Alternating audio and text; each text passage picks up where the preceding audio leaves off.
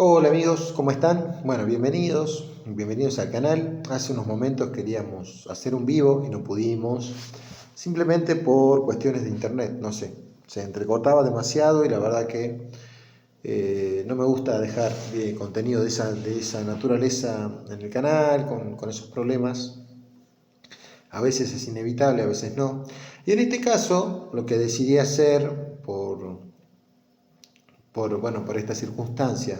Simplemente es hacer un video reemplazando el vivo, porque la intención no es necesariamente, eh, bueno, que estemos en vivo, sino transmitir el mensaje, ¿no? O sea, eso es lo principal, digamos. Así que bueno, me parece muy interesante porque tenemos que hacer una lectura de la palabra de hoy. Fíjense que hoy empezamos, a ver si tengo acá la palabra.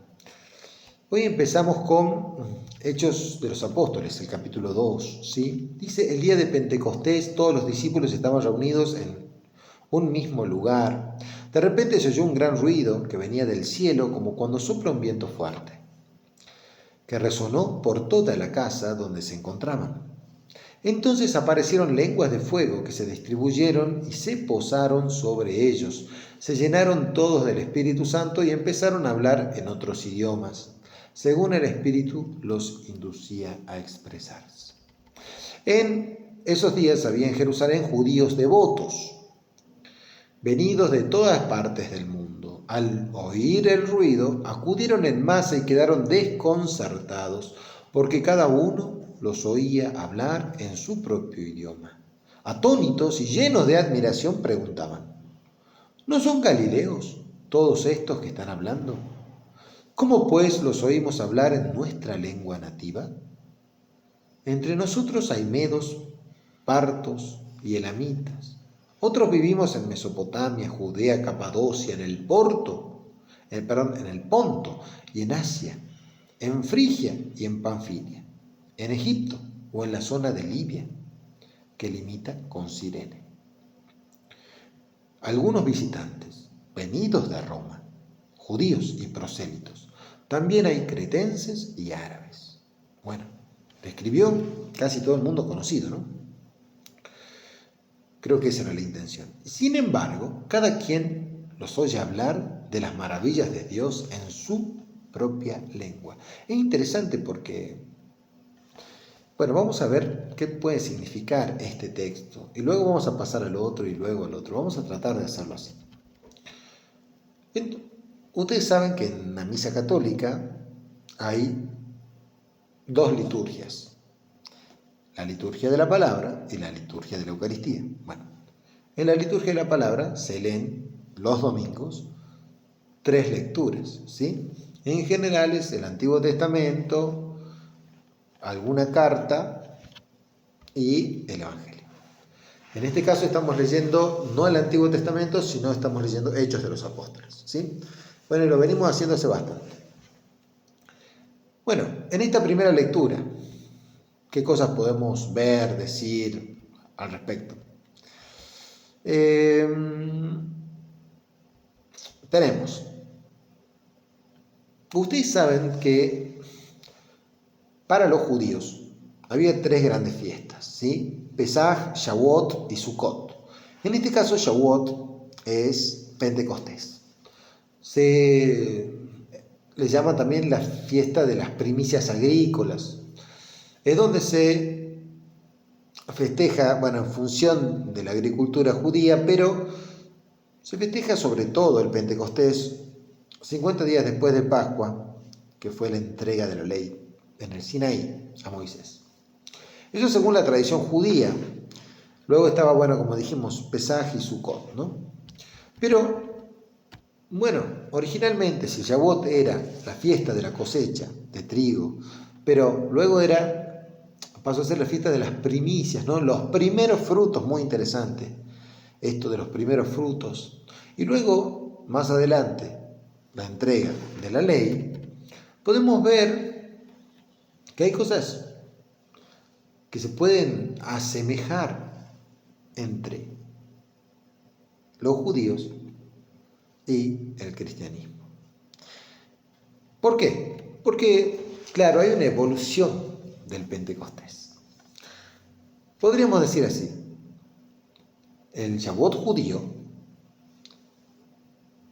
ahí Dios le da las tablas escritas en piedra. Pero en el Pentecostés cristiano, Dios da el Espíritu que graba en la ley, en el corazón. El Espíritu graba la ley en el corazón, según eso de Jeremías 31-33, ¿no? ¿Sí? ¿Qué decía Jeremías 31-33? Decía algo así. Pondré mi ley en su interior, ¿sí? Y la escribiré en sus corazones. Y yo seré su Dios y ellos serán mi pueblo. O sea, a partir de ahí es que nosotros podemos, de alguna manera, entender esto. Hay una continuidad teológica en todo lo que va haciendo Cristo, que es el que envía el Espíritu, ¿no? El fuego en el Sinaí, había fuego en el Sinaí cuando se dio lo de las tablas de la ley, y acá también había lenguas de fuego sobre los apóstoles. Es decir, que el Espíritu Santo, ojo con eso, también estuvo en el Sinaí. Porque Dios es trino y siempre lo ha sido, y siempre se ha manifestado como tal. Lo que pasa es que para nosotros era muy difícil de ver. Luego dice, nace Israel como pueblo de la alianza. Muy interesante porque, claro, ahí cuando le da la ley, es donde Israel se hace el pueblo de la alianza, ¿no? Es la alianza que establece Dios con su pueblo. Pero aquí, hay muchos plantean esto, nace la iglesia, el nuevo pueblo de Dios. Claro, la iglesia pareciera que tiene más de un nacimiento. En este caso, podríamos decir que la iglesia nace en un sentido espiritual. Pero propiamente la iglesia no nace en Pentecostés. Ahora les dejo como pregunta, ¿cuándo nace la iglesia? Según doctrina católica. Hay un documento muy interesante que plantea dónde nace la iglesia y sería interesante que ustedes lo comenten, lo dejen en los comentarios, por favor. ¿Dónde nace la iglesia? Pero no busquen, ¿no? Juéguensela, no googleen, no. Sería bueno que ustedes se la jueguen y nos comenten si sabían dónde nace la iglesia, dónde piensan que nace la iglesia y bueno, sería interesante para que vamos a hacer este ejercicio, ¿no? Entre todos poder ver dónde es que nace la iglesia, según un documento que es muy preciso en ese sentido. Bueno. Luego dice, bueno, aquí ya estamos hablando de la similitud. Cuando Moisés recibe la Torá, los apóstoles lo que reciben es el Espíritu Santo, que les da palabras y les da poder, ¿sí? Que les da la ley del amor en ellos mismos, ¿no? Y bueno, en Joel, por ejemplo, dice, derramaré mi espíritu sobre toda carne. Bueno, justamente. Y es lo que excita Pedro, ¿no? Pedro en Hechos, un poco después de esto, 2:16, 2:17, cita justamente esto de Joel. Así que es interesante porque vamos a tratar de entender que Pentecostés es una continuidad para nosotros, no hay ninguna ruptura. La primera alianza y la segunda alianza de alguna manera son el plan de salvación de Dios, son un solo plan de salvación de Dios, ¿sí?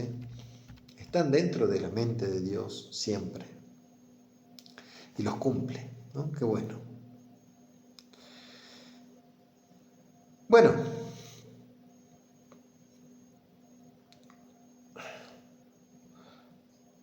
ustedes saben que es interesante cómo este viento fuerte y las lenguas de fuego que se dan en este texto son signos teofánicos, ¿sí? O sea, de alguna manera son muestras que Dios se manifiesta con signos visibles y audibles, ¿sí? El fuego siempre viene como cuando invoca a Dios en particular. El fuego es aquel que purifica y al purificar transforma, así como el metal, ¿no? Bueno, y el viento, concretamente, ruaj, neuma, ya sabemos, desde la creación viene el espíritu. Luego tenemos, por ejemplo, siguiendo a Crisóstomo, por ejemplo, Crisóstomo, ¿no? Él dice, antes estaban escondidos y ahora hablan a las multitudes. El espíritu es el que los hizo predicadores. Y después, por ejemplo, San Gregorio Nacianceno, él dice algo interesante, dice, el espíritu es fuego porque purifica y transforma. Es viento porque se mueve donde quiere y da la vida. O sea, ven que ellos recogen el significado bíblico para darle interpretación a estos textos. Claro, que hablen en otras lenguas, por ejemplo, puede significar también en Génesis 11. ¿Qué hay en Génesis 11? ¿Se acuerdan? Génesis 11, la famosa Torre de Babel, donde allí la soberbia, gran pecado la soberbia, es la que dividió las lenguas. O sea, por producto del pecado de la soberbia se dividen las lenguas. Pero en Pentecostés la gracia es la que las une en la fe. Ojo con eso, interesantísimo. Ahí está el reverso, de alguna manera, de la Torre de Babel. Todos oyen en su idioma las maravillas de Dios a partir de Pentecostés. ¿Eso qué significa? Que nosotros estamos preparados, o sea, la iglesia como iglesia tiene una misión universal,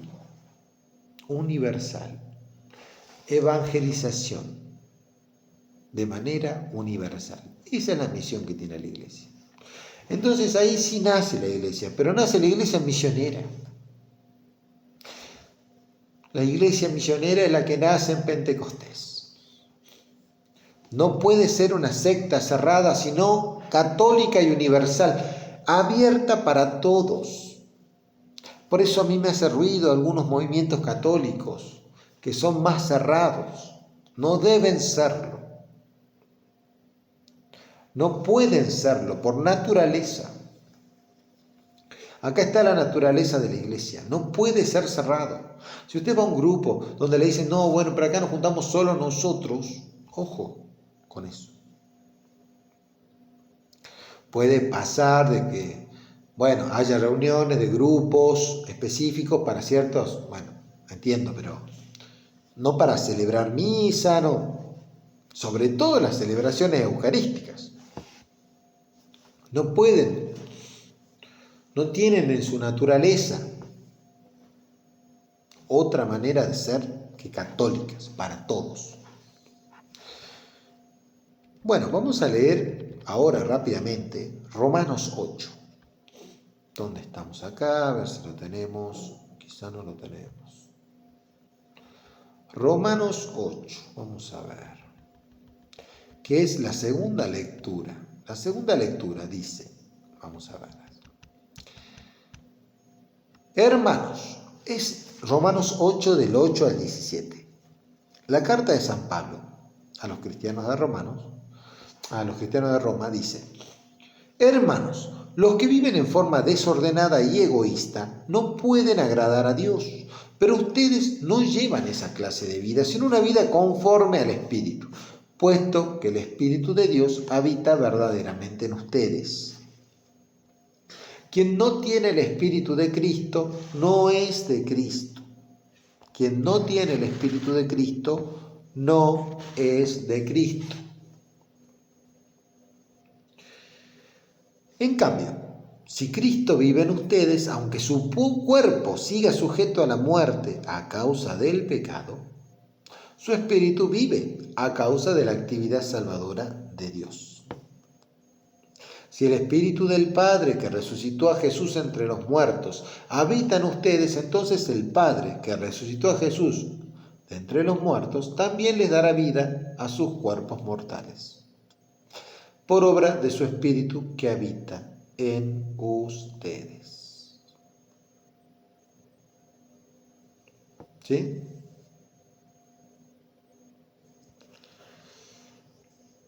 Por lo tanto, hermanos, no estamos sujetos al desorden egoísta del hombre, para hacer de ese desorden nuestra regla de conducta. No estamos sujetos a eso. Si ustedes viven de ese modo, acá les advierte, ciertamente serán destruidos. Pero por el contrario, si con la ayuda del Espíritu, no ustedes solos, si con la ayuda del Espíritu destruyen sus malas acciones, ustedes con ayuda destruyen sus malas acciones, entonces vivirán. Los que se dejan guiar por el Espíritu de Dios, esos son hijos de Dios. ¿No han recibido ustedes un espíritu de esclavos que los haga temer de nuevo? No, sino un espíritu de hijos, en virtud del cual podemos llamar Padre a Dios. Interesante, ¿no? El mismo Espíritu Santo, a una con nuestro propio espíritu, da testimonio de que somos hijos de Dios. Sí, y si somos hijos, somos también herederos de Dios y coherederos con Cristo, puesto que sufrimos con Él para ser glorificados junto a Él. Fíjense, y si somos hijos, somos también herederos de Dios y coherederos con Cristo. Nos pone como al mismo, coherederos con Cristo, fíjense. Puesto que sufrimos con Él, ojo que hay sufrimiento de nuestra parte con Él para ser glorificados junto a Él. Muy interesante. Bueno, ¿qué podemos decir de esto? Que, bueno, es, podríamos decir, bastante interesante y profundo, ¿no? Lo que está diciendo San Pablo, hay muchas cosas teológicas. El video no quiero que sea tan largo, pero vamos a decir algo al respecto. Primero, está esta figura, carne versus espíritu, ¿no? Aquí carne en particular no significaría cuerpo, sino la condición humana herida por el pecado, ¿sí? Ese fomes peccati que tenemos nosotros. Y luego está vivir según el Espíritu, dejarnos guiar por Dios en pensamientos, deseos, acciones, que Él se haga cargo de nosotros, dejarnos guiar. Otra cosa interesante es que somos hijos, ya no somos esclavos del pecado, ¿no? Ahora no, ahora somos hijos. El Espíritu Santo no solamente nos guía, sino que también nos transforma en hijos adoptivos. Ahí decimos, Abba, Padre, ¿no? Es como una expresión íntima, confiada. Es una expresión de cercanía, Abba. Y que somos herederos con Cristo, ¿no? Que estamos compartiendo su cruz y su gloria. Qué lindo, ¿no? Justamente, diría, por ejemplo, San Irineo, donde está la iglesia, allí está el Espíritu de Dios. Y donde está el Espíritu de Dios está la iglesia y toda la gracia.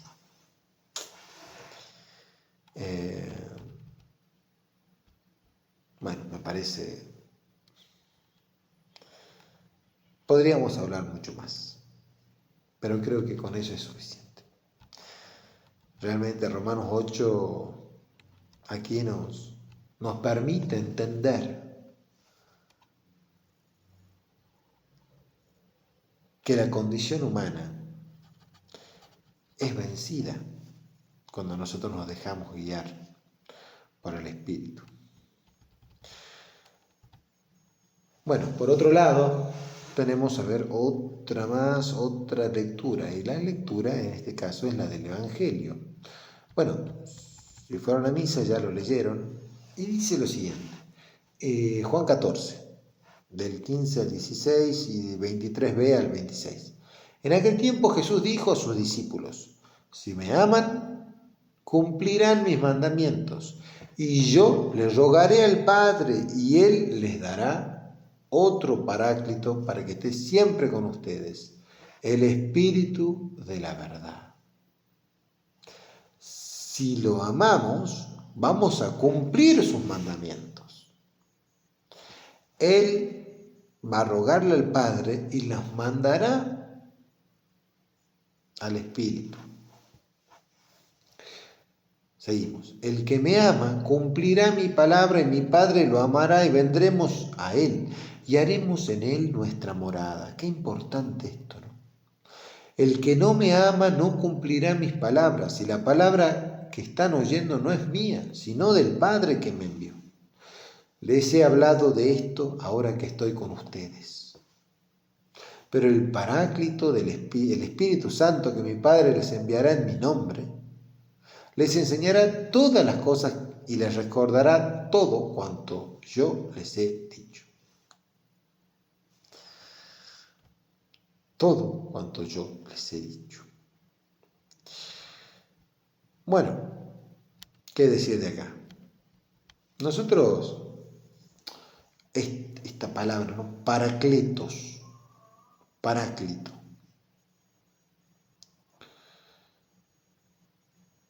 Qué interesante, ¿no?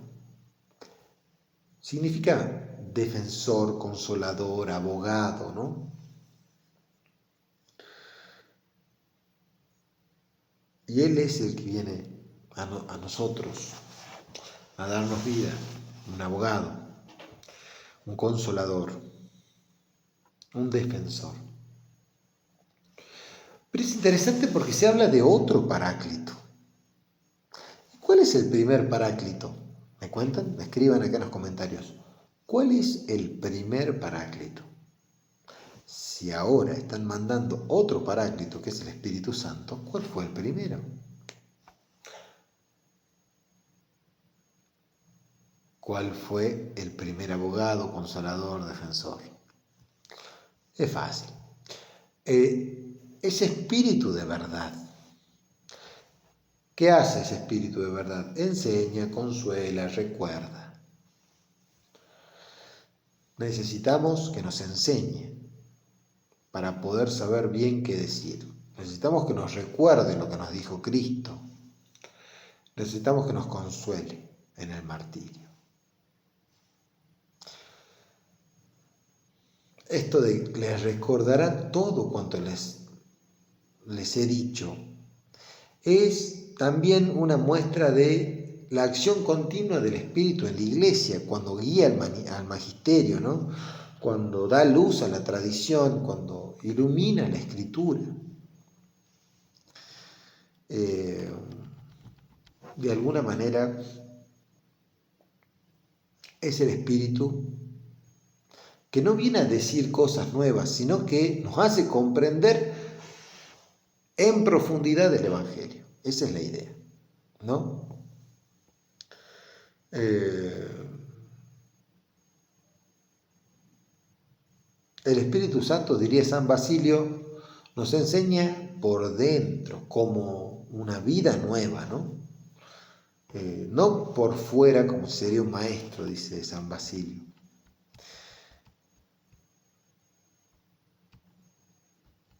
Así que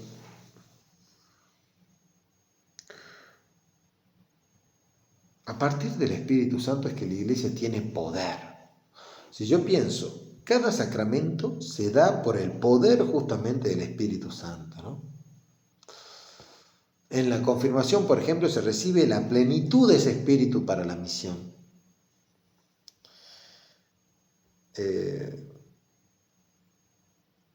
Es el Espíritu el que nos hace orar, el que nos da los carismas, el que nos santifica en la caridad. Es el que inspiró la Biblia, el que la interpreta en la iglesia. Bueno,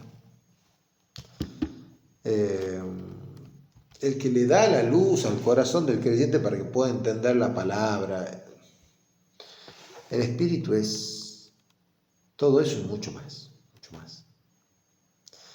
El Espíritu es Dios, es el que se revela. Usted piensa en esto, es el que se revela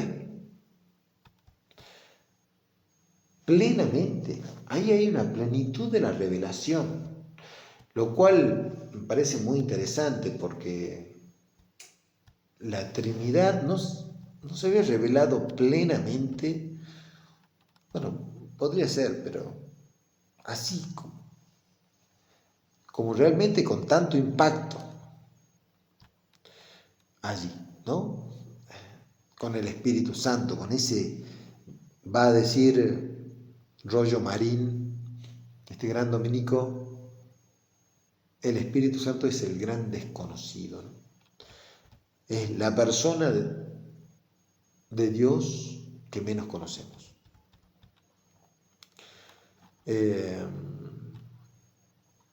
Ciertamente, ¿no?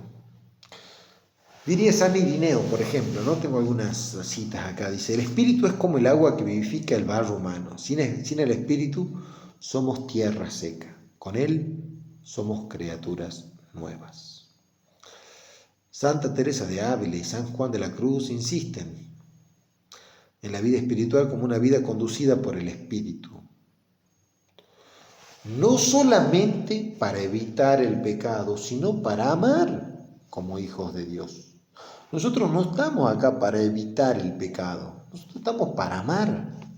Son dos cosas diferentes. El Espíritu nos configura con Cristo, ¿no? Diría el Catecismo de la Iglesia Católica, el Espíritu Santo es el maestro de la vida espiritual. Cuanto más nosotros renunciamos a nosotros mismos, ¿no? Esa renuncia a amarnos a nosotros mismos, el Espíritu nos hace crecer en la cercanía con Cristo. Bueno, hay algo interesante también, ¿no? Nosotros vivimos una vida nueva porque somos templos del Espíritu Santo. Qué valor, ¿no? Ser templos del Espíritu Santo y vivir ya una vida nueva. Aunque caminando hacia la plenitud, ya estamos nosotros en una vida nueva, siendo templo del Espíritu Santo. Bueno, eso es.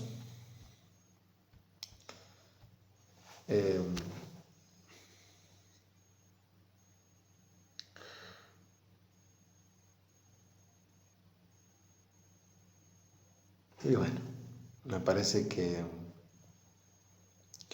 en este Pentecostés sabemos todo lo que puede dar el Espíritu Santo, todos los dones, pero primero necesitamos estar en comunión, primero necesitamos estar en gracia, primero necesitamos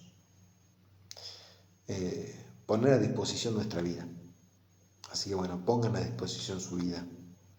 Les agradezco por haber visto este video, si los que llegaron acá, hasta acá. Me parece que algo pudimos aportar, a pesar de que el video de hoy no salió, algo pudimos aportar. Y espero que esto pueda edificar la vida de alguien. Así que les mando un fuerte abrazo, Dios los bendiga, en el nombre del Padre, del Hijo y del Espíritu Santo. Amén.